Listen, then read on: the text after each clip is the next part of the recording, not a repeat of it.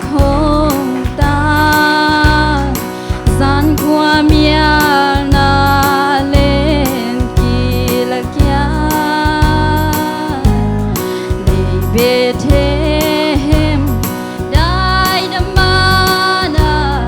amin zoma Immanuel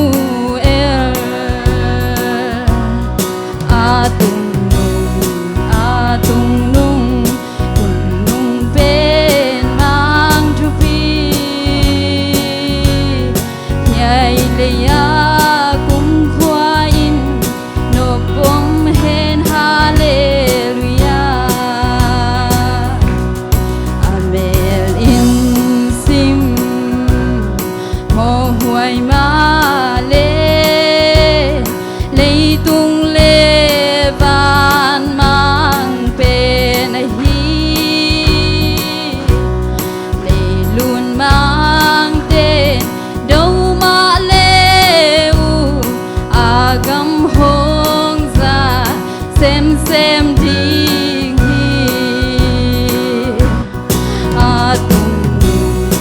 atung nung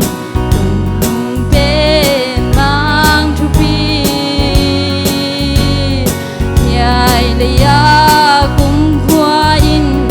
nộp bom hen hallelujah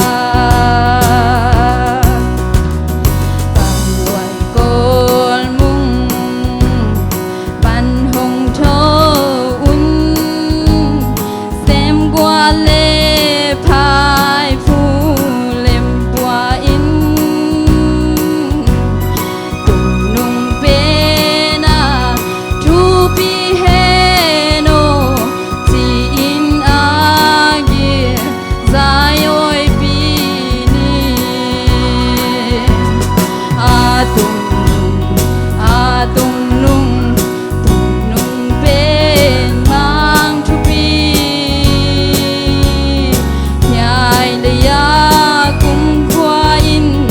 nộp bom hen hallelujah atagale amana o